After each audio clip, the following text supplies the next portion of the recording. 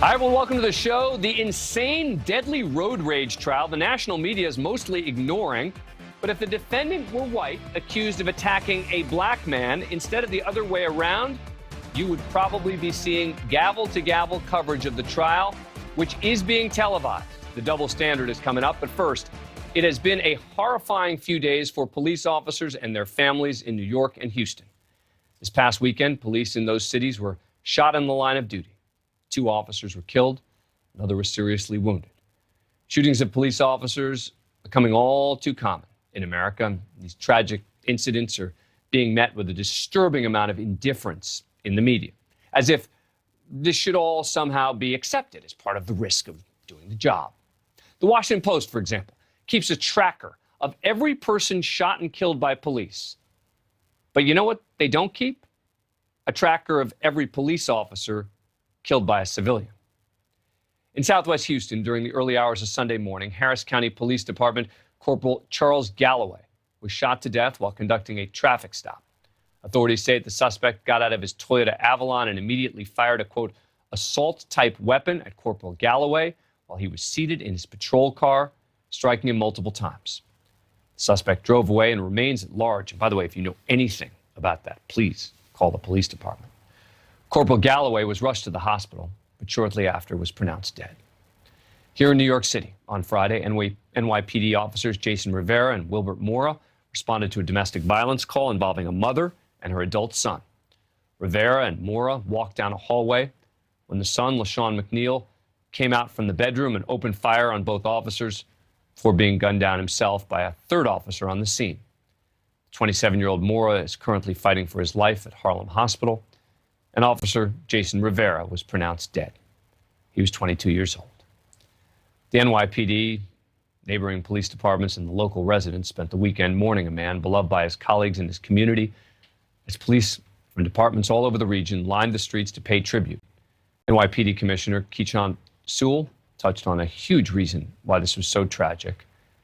Jason Rivera was killed for doing his job. Tonight, a 22-year-old son, husband, officer, and friend was killed because he did what we asked him to do. I am struggling to find the words to express the tragedy we are enduring. So am I. Few words come to mind. Infuriating, unacceptable, maddening. But perhaps the most tragic words, all too common. Police officers are being intentionally killed in the line of duty at a higher rate than they have been in more than a quarter of a century. 73 officers were killed last year, excluding the 9/11 attacks. That's the most since 1995. Now, that ought to be a huge story. There won't be mass protests in the street. There won't be breathless media coverage. There won't be ongoing outrage. There's been some coverage of the shootings. There has. And it has been sympathetic. But it is generally lumped in with gun violence coverage as opposed to assassination of police officers coverage. Few seem to want to just stand up for the people who stand up for us and scream from the mountaintops that this needs to end and we need to care. We need to care. I want to know what we can do to deal with this. We can't end it. But how do we address it? The media always reminds us we must not forget the instances of police excess or criminality. Fair enough. That's true. But how do we ensure that the intentional killings, the executions of police officers, aren't forgotten or accepted as part of a day's work? Joining us now to discuss is Renee Hall, former chief of the Dallas Police Department, and Sean Stix Larkin, retired lieutenant in the police department in Tulsa. Thank you both for joining us. Appreciate it. All right, Stix, let me just start with you because you and I have talked about this topic quite a bit. Why do you think that there is so little kind of broad outrage, right? People see an instance and they say, oh, that's horrible. Oh, that's terrible. Oh, that shouldn't have happened. Fair enough. But there's no sense of this broad outrage when you look at the big picture numbers and you say, this is happening more. Why? One of the things you said there is, the shootings of police officers, the murders of police officers, they're not tracked in a lot of the media. There is a website called the Gun Violence Archive, which actually does track this. And so far here in 2022, 19 police officers have been shot in the line of duty already, 5 of which are right there in your hometown, New York City. And that's just unacceptable. And, for me personally, what I think it is there's been so much anti-police commentary from a lot of influential people, whether they be politicians, athletes, people, musicians, actors, things like that. And so it's just acceptable right now for a portion of the population to have complete disregard for law enforcement and even to assault them. Renee, I know this is an issue that hits very close to home for you. Your father was killed in the line of duty when you were 6 months old. Do you think that things, from your perspective, have gotten worse in terms of people's ability to focus on the families, the mothers, the fathers, the husbands, and the wives when it comes to law enforcement? So let me start by saying my prayers go out to the Rivera family, NYPD, as well as Corporal Galloway and the Houston and Sheriff's Department down in Texas. But what I will say is that I have seen this for nearly 50 years, and it is the same outcry or lack thereof when it comes to law enforcement. It is exactly what you said. It feels as if that when one of us or once a member of law enforcement is killed, that it is part of the duty. I personally don't see a difference, in light of George Floyd.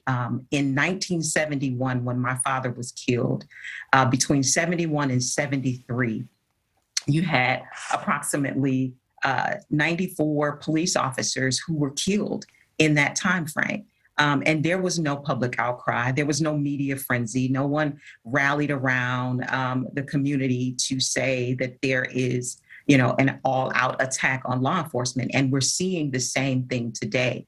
And I want to say that we have to ask ourselves these questions. Is it that we have had such strained relationships with law enforcement in our communities over the years, or is it just an idea that it comes with the territory? And these are the questions that we need to ask our communities. We need to make sure that we're constantly asking those individuals who are lawmakers and politicians. And then we need to challenge what you're doing today is challenge the media. Is this a problem for you, and why? Why not, if we are not outraged? Renee, let me ask you, you mentioned that you thought that this has been sort of a consistent problem. Again, you live this, right? So Absolutely. Let me ask it to you this way, which is, it feels, as a member of the media who follows law enforcement a lot, like things have gotten a lot worse.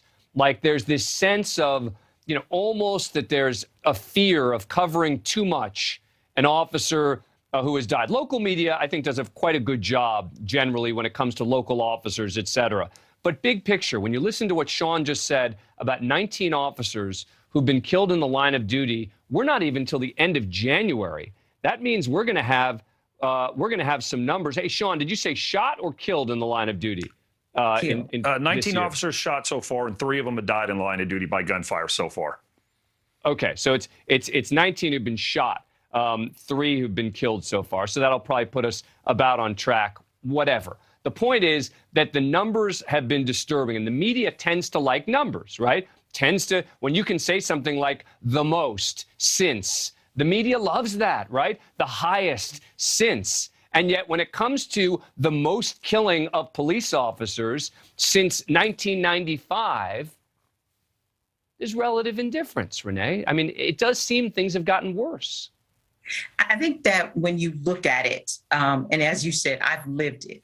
So I think that what we've seen is just a lot of issues around race and policing. And because we are in this country very sensitive and tiptoeing around race and policing, that there has been maybe the appearance. But I can tell you, as a daughter, a family member of a slain police officer, and 50 years ago, there was no outrage. There was no media coverage. And watching decade after decade after decade, when we look at the number of officers killed by gunfire in the decades, in the 1970s, 123, in the 1980s, 87, in 90, 68, to 2000s, 59, 2010. I mean, you continue even up to 2020 when there was 54. There's been no outrage. There's been no media coverage. There's been no community coming and rallying together. So I think the problem, and we need to call it what it is that there is a breakdown in the relationship and communication between the police department and communities, and we need to end that. We need to, for once and finally, end this breakdown in the relationship, because we are mothers and fathers and brothers and sisters, and our lives matter. And the fact that over the years, police are hired to protect against violence and danger, and right now, and for decades, we have also had to ensure that police officers are protecting themselves against that same thing. But there's just not the outcry, and it has never been. Really quickly, so well said. Really quickly, Sticks, you know, we can't cover on this show, on a national show, every single officer that's killed in the line of duty, right? Because I'd be doing it almost every night on the show, and that's, of course, really depressing. But when we get a big-time number like the one that happened last year, it does seem that it's finally time to talk about it and say, you know, what can we do? So, Sean, just real quick, in terms of what we can do, what can we do? No, just as the chief there was saying, you know, the relationship between the police department and the community, that's obviously the largest part of it. That's always been an issue. It was during my 25 years as a police officer. You know, that's the focal point that needs to start at. But it's also, listen, we've got to hold these guys that are career criminals accountable. You know, you and I have talked about it here on the show before. It's something you've discussed several times. These career criminals that are getting, in my opinion, slaps on the wrist after being caught with guns as convicted felons multiple times, still getting probation or getting sentences reduced. Major, major problem. Oh, all right. Former Chief Renee Hall, it was so great to have you on the program. I really look forward to having you back on some other topics, and it won't hopefully be quite as upsetting as this one. I appreciate you taking the time, and Sean will be seeing you later in the show. Coming up, a deadly road rage trial is underway right now. Cameras are in the courtroom, but the national media is mostly ignoring it. If the defendant were white, accused of attacking a black man instead of the other way around, as is the case in this trial, you'd probably be seeing wall-to-wall coverage of it. The double standard, next.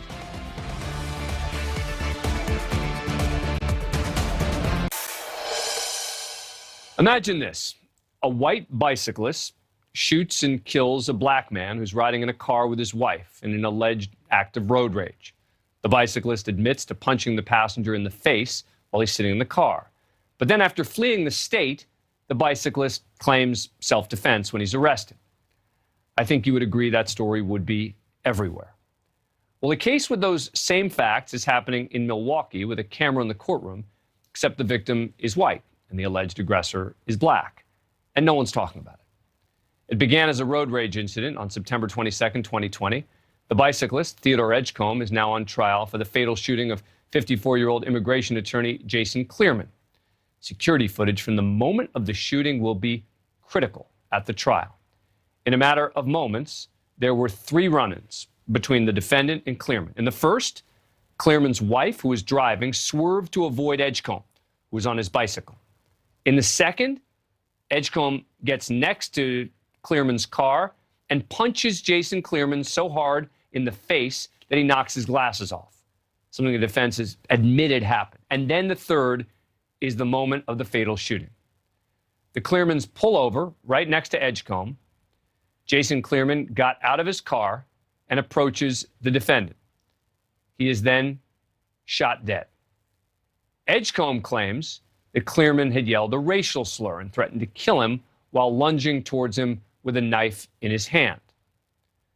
Following the shooting, the 31-year-old defendant fled the scene and even the state. He He would eventually be tracked down and arrested by authorities 6 months later in Kentucky. Edgecombe is charged with first-degree intentional homicide and, if convicted, faces life behind bars. The prosecution and the defense presenting two different realities. The prosecution rested its case today and has argued the defendant just murdered Clearman. And the victim approaches him. Some witnesses say that he got into a boxing stance. Other witnesses describe it as a confrontation. He was getting ready to confront the defendant, the man who had just pulled up on a bike, punched him in the face. Mr. Clearman has no weapon in his hands. And he's got a knife in his pocket, but there's nothing in his hands. And the defendant pulls out his 9mm handgun. And he raises it, and he shoots the victim in the face. The defendant, meanwhile, claiming that this was self-defense. They didn't just follow Mr. Edgecombe. The evidence in this case is going to show they chased Mr. Edgecombe. You're going to learn him getting out, not just going for a jog, as the state alleges. He wasn't just going for it. You're going to hear in evidence that Mr. Jason Clearman was chasing Mr. Edgecombe, yelling out more racial slurs. I'm getting ready to kill you. I'm getting ready to kill you. I'm getting ready to kill you now. Jason Clearman's wife, who's apparently not white, said no racial slurs were used that night.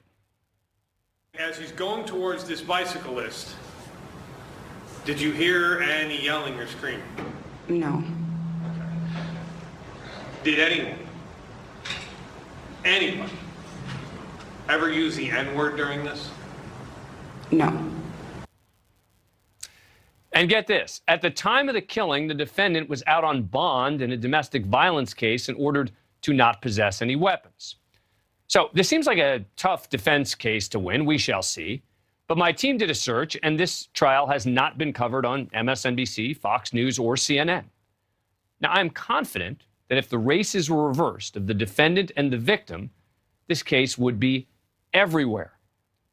Joining me now is Terri Austin, who's been covering this case. She's an attorney and host for Law and Crime. Terri, great to have you back on the program. Appreciate it. All right, so look, you've been following this case. I'm going to ask you about the case in a moment. But do you agree with me that if the races were changed, if the race of the defendant and the victim were reversed, this would be all over cable news? Absolutely. I think you're right about that. And I really can't explain why, except for this. When we see white on white crime, other than a big domestic violence case or black on black crime, you really don't see that much national coverage. But when you see a mixed race case, particularly when it is a white person who is shooting a black person, you do see it. And I think Renee Hall on your last panel hit it on the head. Historically, because of race relations, that is something the media wants to pick up. When it's the reverse, it's not something that I think the media thinks is a news item. So I think that's the explanation. It's not an excuse. Killing is killing, and it should be covered regardless of the race of the offender or the victim. Well said. Let me ask you, because you've been following this case, I've been fascinated from it from afar. Does the defendant have a legitimate self-defense argument here? Meaning, is there a real shot of an acquittal, or do most people who are watching the case think it's a tough road to hoe for him?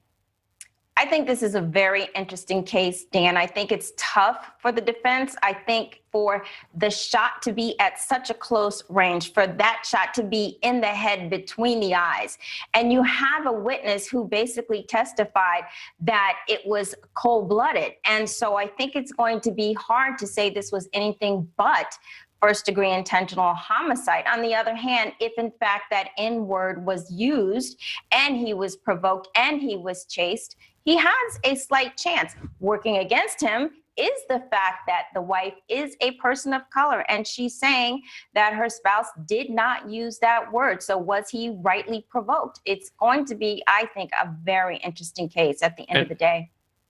And it would be interesting, right, if this guy whose wife is, and I'm going to play a piece of sound from her right there, you know, looks like that, for him to be going and using the N-word would seem to be odd, right? It's possible, but it would certainly be odd that he's married to her and that he uses that word freely. But let me play a piece of sound from the wife. This is number one.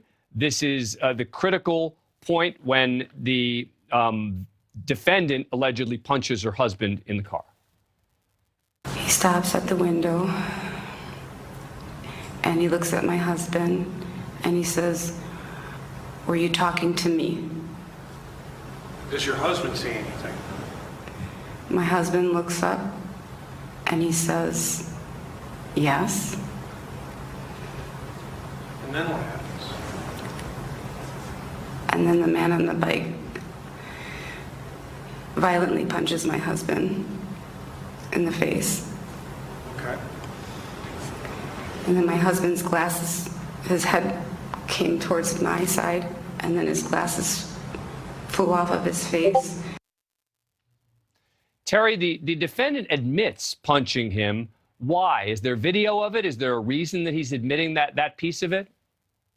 Well, I think he's trying to put forth the good and the bad and the ugly, as he said in his opening statement. He wants the jury to know the facts. He wants the jury to know that, in fact, his client did punch Clearman in the face. His client did shoot him in the head. So he's trying to, I think, say those arguments before the prosecution can make a big deal out of it. I don't think he can deny it. No, it's not on the video, but he clearly punched him in the face and they're not going to lie about it. And actually, I think that was a good move on the part of the defense here to just put those facts right out there. And he also admitted he shouldn't have had that gun. And so it's something that the prosecution can't really use against him because that thunder has already been taken. Yeah. All right, Terri Austin, thank you for coming back on the program. Always great to see you. Great to be here. Thank you. Affirmative action in college admissions is likely soon to end now that the Supreme Court agreed to revisit the issue. The court will hear a case challenging the use of race in college admissions at Harvard and the University of North Carolina's flagship Chapel Hill campus. Just the fact the court is taking up an issue that had seemingly been resolved in 2016 likely means bad news for the universities that seek to use race as a factor in admissions. During its next term, it will take up lawsuits claiming that private Harvard University and the public UNC Chapel Hill both discriminate against Asian American applicants by affording Black and Hispanic students an unfair advantage. What few are talking about is possibly supporting affirmative action and also believing that it needs to end, that maybe there should be a date or a metric. Both suits seek to overturn several decades of Supreme Court precedent that have allowed colleges and universities to consider race during the application process. The primary target of the suit is a decision from 2003's Grutter versus Bollinger case, which ruled that a student admission process that ensured a, quote, critical mass of students for underrepresented communities would be admitted to a school did not violate the 14th Amendment Equal Protection Clause. The High Court has previously upheld similar programs as recently as 2016 in what the decision called Fisher versus University of Texas, which narrowed the use of affirmative action but didn't eliminate it. But now that 3 conservative-leaning justices have been confirmed since the court last heard an affirmative action case, the betting is that a new ruling will outright ban affirmative action's place in the admissions process. Now, different people support or oppose affirmative action for different reasons. I like to be transparent with all of you, so here's my take.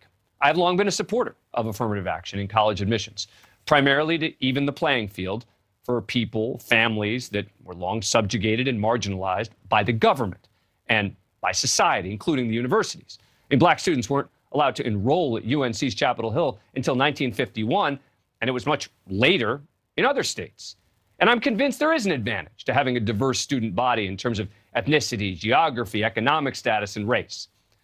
But I also think there needs to be a cutoff date for how long we allow affirmative action to influence college admissions. Former Justice Sandra Day O'Connor, who authored the court's opinion narrowly upholding affirmative action in 2003, suggested affirmative action might no longer be needed in college admissions 25 years after that decision. Well, now we are nearly 20 years after O'Connor's opinion. Should the time be now? A 2019 survey from Pew Research found that 73% of Americans, including majorities of white, Black, Latino, and Asian Americans, believe colleges and universities should not consider race or ethnicity when making decisions about student admissions. There's no question in my mind that Asian Americans are paying a price in the admissions process as schools try to become more diverse. But what is the measurement for when it should end? I agree with Justice Kennedy, who wrote in the 2016 majority ruling that, quote, a university's goals cannot be illusory or amorphous. They must be sufficiently measurable to permit judicial scrutiny of the policies adopted to reach them. When can we agree that affirmative action has outlived its usefulness? Joining me is now someone who supports affirmative action in the admissions process, Elie Mystal, justice correspondent for The Nation and the author of Allow Me to Retort, a Black Guy's Guide to the Constitution, which is due out in March. Elie, great to have you back on the show. I appreciate it. I'm going to give you the ultimate softball question to start. All right. When would you be comfortable ending affirmative action in college admissions? Yeah, probably never. I don't kind of agree with the premise of your question, right? So let's start there. First of all, I would ask the Neil Gorsuch question: who gets to decide? Who gets to decide when affirmative action has outlived its usefulness? You, a polling person, like does Nate Silver tell us when affirmative action has outlived its usefulness? Does the Supreme Court do it? I would argue that the universities themselves are in the best position to know when having a diverse class is or is not positive for the education that they are trying to provide. Affirmative action's strongest kind of basis is in the idea that having a diverse group of people learn together benefits all members of that group. All members of the community are benefited when we have people from different places, different regions, different ethnicities, different religions, all coming together and learning in one place. It would be on the university, it would be on Harvard, it would be on Yale, it would be on UNC to tell me when that benefit is no longer good enough for. You made a good example, which is different religions, for example, right? But, you don't get necessarily an advantage the way you do for race in getting into a particular university based on, depending on what religion you're in. But certainly, if you're Jewish, it's not going to help you get in, right? Jews are a minority in the national, census, but there's no advantage for being a Jew to get into one of the top schools. There isn't an advantage for being a certain religion. I would argue that there is certainly an advantage for being a white Protestant male to get into certain schools in certain regions of the country. Look, I would argue, and this is something that I think people really need to understand with this Harvard lawsuit, because there is nuance here. Absolutely, I believe Asian Americans have been discriminated against in top flight universities. Absolutely. You brought up Jewish students. Absolutely. Jewish students have been racially disadvantaged with admissions into top flight universities. The question is by whom? By Black kids or by the 43%, a recent study showed 43% of white admissions to a place like Harvard College were legacies, athletic scholarships, or some kind of outside artistic endeavor. That's 43% of their class. So I would argue that Jews, Asians, a lot of other people who achieve a lot of other groups of people, Indians certainly as well, who achieve highly on standardized tests, they are being disadvantaged if we think tests are the most important thing, not by the few Black students that get into some of these schools, but by the 43% of legacies and sports kids that get into our top universities. That's fair. That's fair. But my concern about affirmative action today is that a lot of it is strictly based on skin color as opposed to the bigger picture in terms of, did someone grow up disadvantaged? For, rich Black kids who are going to private school, getting an advantage, doesn't seem to me necessarily moves the ball forward. Final thought on this. You might be surprised, Dan, but I 100% agree with you. Unfortunately, the way affirmative action is practiced in many universities would benefit a kid like me who can whoop your behind, most likely, on a standardized test. I don't need any help. I had a two-parent family. I had education, expensive education. I had tutors. I had LSAT prep. I didn't need your help, right? What affirmative action should be doing is taking the kid that did not have my advantages and giving that kid an extra leg up. So if you want to reform affirmative action around other factors, I am with you. But let's not make race the one thing we can't look at, right? Let's not say we can look at a person's background. We can look at whether or not a person can play the piano. We can look about whether or not a person can dunk a basketball. But race is the one thing we can't look at. I say, in the words of my hero, Kermit the Frog, what we need is more dogs and cats and chickens and bears and things. Elie Mystal. I love it. Kermit is quoted, not just quoted, but quoted on a Supreme Court segment, which is very important. Sorry, roll down. Elie, thanks for coming back. Appreciate it. Thanks for having me. Coming up. Why pay for merchandise when you can smash and grab what you want? Safe in the knowledge that the long arm of the law probably isn't going to come after you. It's happening more and more, and thieves are feeling empowered with the exact number of dollars of goods that won't get them in trouble. That's next.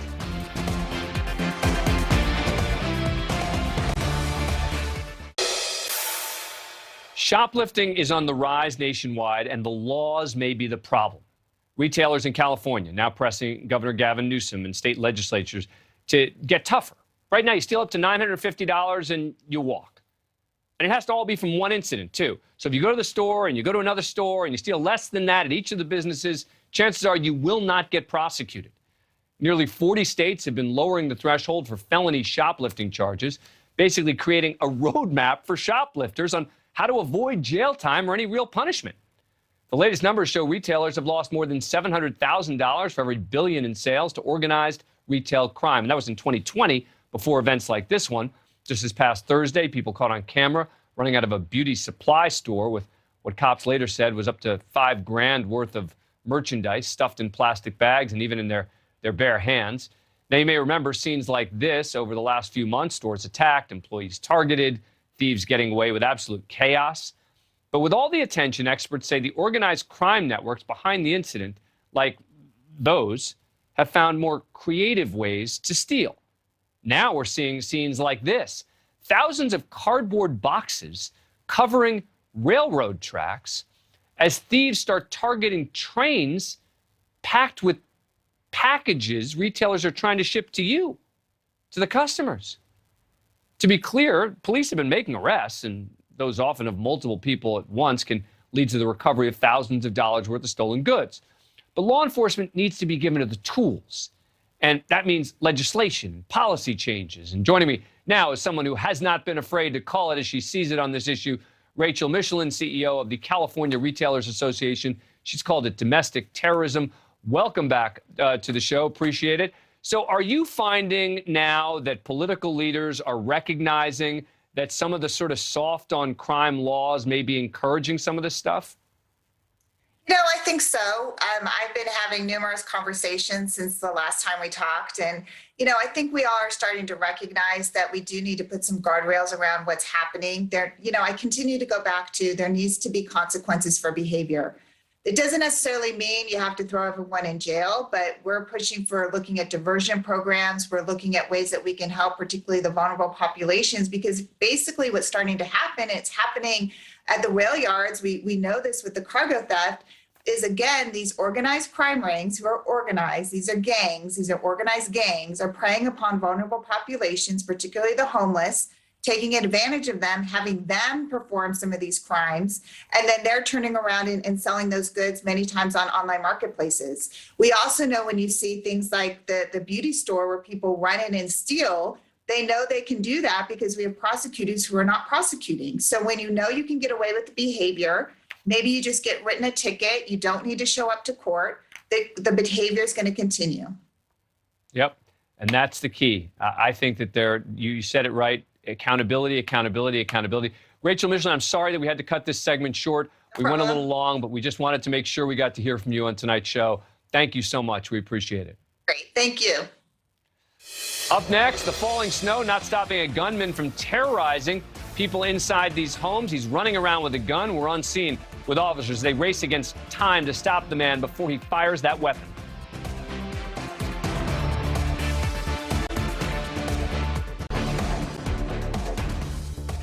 We're on scene with deputies in Weber County, Utah, showing the dangers officers face every day. It starts with a man calling 911, slurring his speech. Hello, 911. She's gonna shoot me. She's gonna shoot me in the back. I know it. He was difficult to understand, but the man talked about somebody who was going to shoot him. That was followed by another 911 call, this time from the man's wife. He tried to get my gun safe and said he was going to break my neck, and he put his tongue on my throat, and I don't know now. I don't know where he went. You need to get out of the house. He's not even in the house anymore. I don't know where he is. There's a gun in the trailer. He's in the trailer getting a gun. Suspect Adam Winters was then seen on doorbell video with a gun in his right hand and a dog under his left arm. Fortunately, he set the dog down on the porch. But as he walked away, he pointed the gun towards his wife as he waved it around. And that led to another 911 call, this time from a neighbor. He just pulled a gun on him. He just pulled a gun on him. The east neighbor. I don't know who he pulled a gun on. He just shot the gun. He just shot it. Shot it? Yeah, shots fired. Shots fired. Winters was sitting on his porch as deputies arrived. Keeping their distance, Winters was seen walking across the driveway with gun in hand.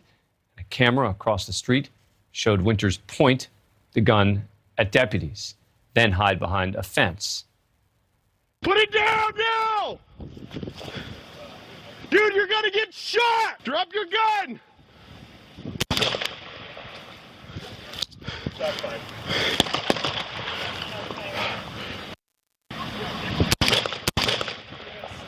Drop it! He's down! He's down! Winters was shot and died at the scene. His handgun and 2 shell casings were found nearby. The incident under investigation by the Weber County Attorney's Office. Joining me again is Sean Sticks Larkin, retired Tulsa police lieutenant. Sticks, what does it mean that they found 2 shell casings there? The suspect, with his pistol, he fired at least 2 shots in the direction of officers. So the cartridge casings ejected out of his gun and down onto the ground. It's basically just evidence that the suspect fired his weapon towards the officers.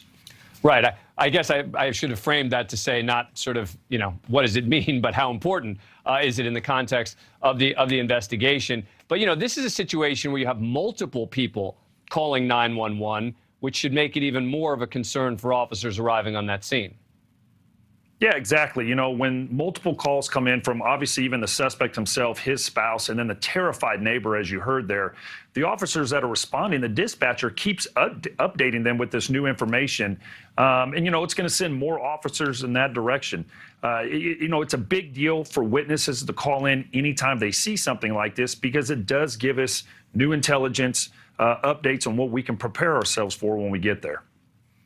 Yeah, and the officers, obviously, as you can see there, seems to be using that house as a bit of a shield. So, Sean Larkin, thank you, as always. Appreciate you doing double duty tonight. That does it for us tonight. Always. News Nation Prime with Marnie Hughes starts right now.